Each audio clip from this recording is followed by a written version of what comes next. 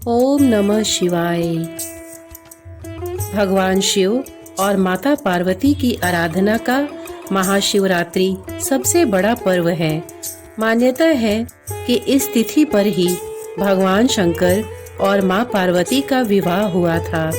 महाशिवरात्रि के दिन भक्त महादेव के लिए उपवास रखते हैं। महाशिवरात्रि का त्योहार फाल्गुन महीने की कृष्ण पक्ष की चतुर्दशी तिथि को मनाया जाता है।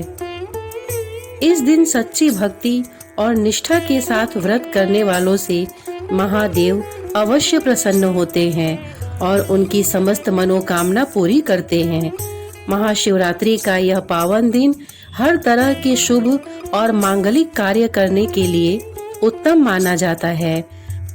धार्मिक मान्यता के अनुसार प्रदोष का व्रत रखने से भगवान शिव सभी मनोकामनाएं पूर्ण करते हैं और अपने भक्तों से खुश होते हैं। महाशिवरात्रि की पूजन विधि इस प्रकार से करें। महाशिवरात्रि के दिन भगवान शंकर की मूर्ति को पंचामृत से स्नान कराएं। उसके बाद 8 लोटे केसर जल चढ़ाएं। उस दिन पूरी रात का दीपक जलाएं, चंदन का तिलक लगाएं, बेलपत्र, भांग, धतूरा, गन्ने का रस, तुलसी, जायफल, कमलगट्टे, फल, मिष्ठान, मीठा पान, इत्र व दक्षिणा चढ़ाएं।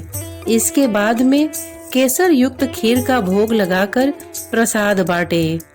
ओम नमो भगवते रुद्राय, ओम नमः शिवाय, रुद्राय, शंभवाय, भवानी पतये नमो नमः मंत्रों का जाप करें। इस दिन शिव पुराण का पाठ जरूर करें। महाशिवरात्रि के दिन रात्रि जागरण भी किया जाता है। महाशिवरात्रि व्रत की प्रामाणिक और पौराणिक कथा। पूर्व काल में चित्रभानु नामक एक शिकारी था। जानवरों की हत्या करके वह अपने परिवार को पालता था। वह एक साहूकार का कर्जदार था, लेकिन उसका ऋण समय पर न चुका सका। क्रोधित साहूकार ने शिकारी को शिव मठ में बंदी बना लिया। संयोग से उस दिन शिवरात्रि थी। शिकारी ध्यान मग्न होकर शिव संबंधी धार्मिक बातें सुनता रहा। चतुर्दशी को उसने शिवरात्रि व्रत की कथा भी सुनी।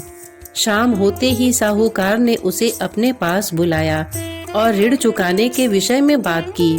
शिकारी अगले दिन सारा ऋण लौटा देने का वचन देकर बंधन से छूट गया।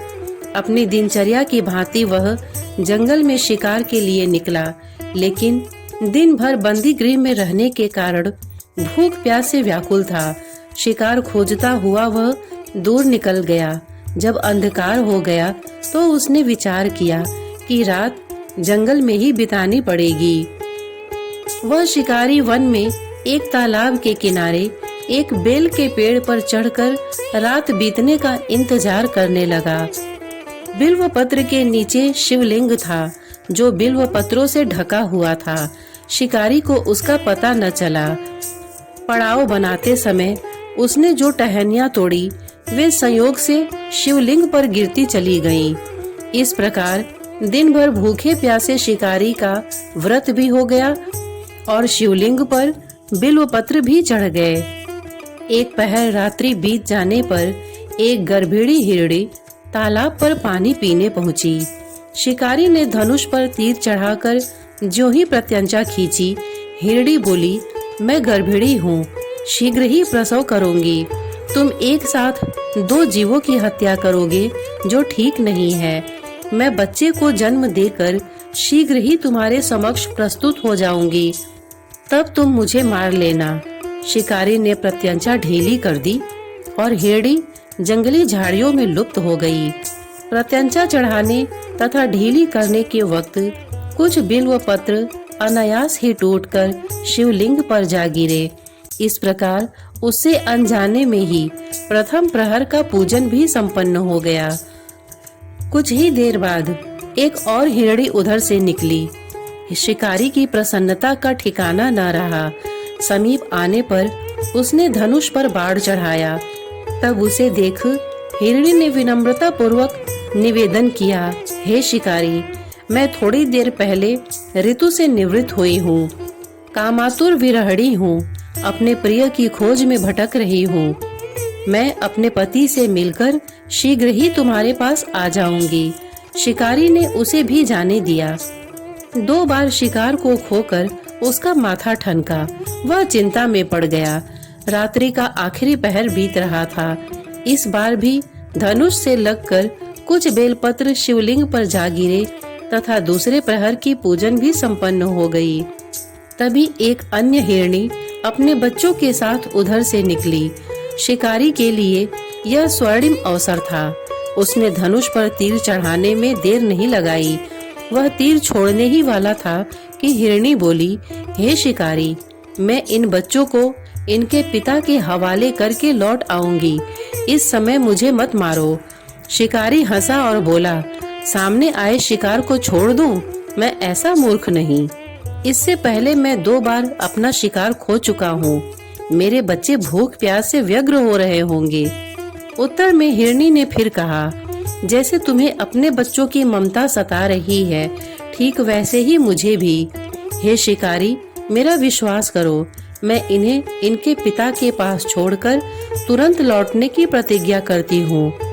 हिरणी का दुख भरा स्वर सुनकर शिकारी को उस पर दया आ गई। उसने उस हिरणी को भी जाने दिया। शिकार के अभाव में तथा भूख प्यास से व्याकुल शिकारी अनजाने में ही बेल वृक्ष पर बैठा बेलपत्र तोड़ तोड़कर नीचे फेंकता जा रहा था। पाँव फटने को हुई तो एक हृष्ट पुष्ट मृग उसी रास्ते पर आया। शिकारी ने सोच लिया कि इसका शिकार वह अवश्य करेगा। शिकारी की तनी प्रत्यंचा देखकर मृग विनीत स्वर में बोला, हे शिकारी, यदि तुमने मुझसे पूर्व आने वाली 3 मृगियों तथा छोटे छोटे बच्चों को मार डाला है तो मुझे भी मारने में विलंब न करो, ताकि मुझे उनके वियोग में एक क्षण भी दुख न सहना पड़े। मैं उन हिरनियों का पति हूँ।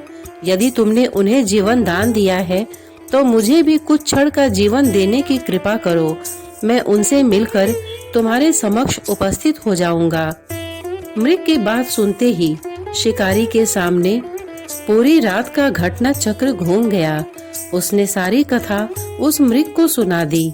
तब मृग ने कहा, मेरी तीनों पत्नियां जिस प्रकार प्रतिज्ञाबद्ध होकर गई हैं, मेरी मृत्यु से अपने धर्म का पालन नहीं कर पाएंगी। अतः जैसे तुमने उन्हें विश्वास पात्र मानकर छोड़ा है, वैसे ही मुझे भी जाने दो।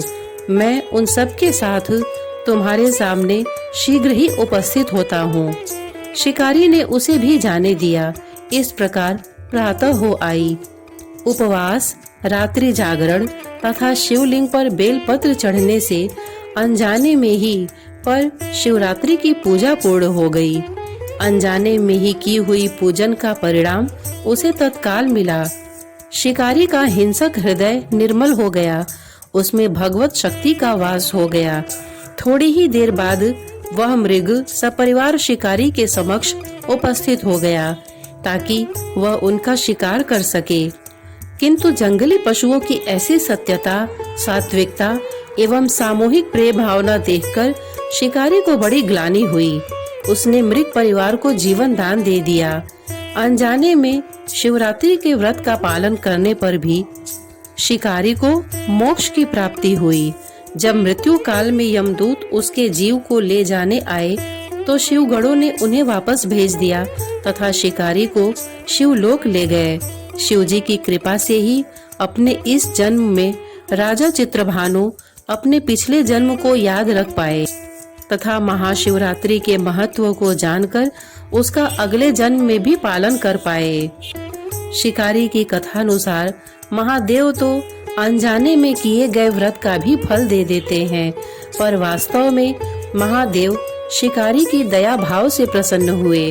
अपने परिवार के कष्ट का ध्यान होते हुए भी शिकारी ने मृग परिवार को जाने दिया। यह करुणा ही वस्तुतः उस शिकारी को उन पंडित एवं पुजारियों से उत्कृष्ट बना देती है जो कि सिर्फ रात्रि जागरण, उपवास एवं दूध, दही, बेलपत्र आदि द्वारा शिव को प्रसन्न कर लेना चाहते हैं। इस कथा में सबसे महत्वपूर्ण बात यह है कि इस कथा में अनजाने में हुए पूजन पर विशेष बल दिया गया है। इसका अर्थ यह नहीं है कि शिव किसी भी प्रकार से किए गए पूजन को स्वीकार कर लेते हैं अथवा भोलेनाथ जाने या अनजाने में हुए पूजन में भेद नहीं कर सकते हैं। वास्तव में वह शिकारी शिव पूजन नहीं कर रहा था। इसका अर्थ यह भी हुआ कि वह किसी तरह के किसी फल की कामना भी नहीं कर रहा था। उस शिकारी ने मृग परिवार को समय एवं जीवन दान दिया, जो कि शिव पूजन के समान है। शिव का अर्थ ही कल्याण होता है। उन निरीह प्राणियों का कल्याण करने के कारण ही वह शिव तत्व को जान पाया तथा उसका शिव से साक्षात्कार हुआ। परोपकार करने के लिए महाशिवरात्रि का दिवस होना भी आवश्यक नहीं है। पुराण में 4 प्रकार के शिवरात्रि पूजन का वर्णन है। मासिक शिवरात्रि, प्रथम आदि शिवरात्रि, महाशिवरात्रि तथा पुराण वर्णित अंतिम शिवरात्रि है नित्य शिवरात्रि। वस्तुतः प्रत्येक रात्रि ही शिवरात्रि है अगर हम उन परम कल्याणकारी आशुतोष भगवान में स्वयं को लीन कर दें तथा कल्याण मार्ग का अनुसरण करें। वही शिवरात्रि का सच्चा व्रत है। श्रोतागण, इतने धैर्य से इस कथा को सुनने के लिए आपने अपना बहुमूल्य समय दिया। इसके लिए आपका बहुत बहुत धन्यवाद। नमस्कार।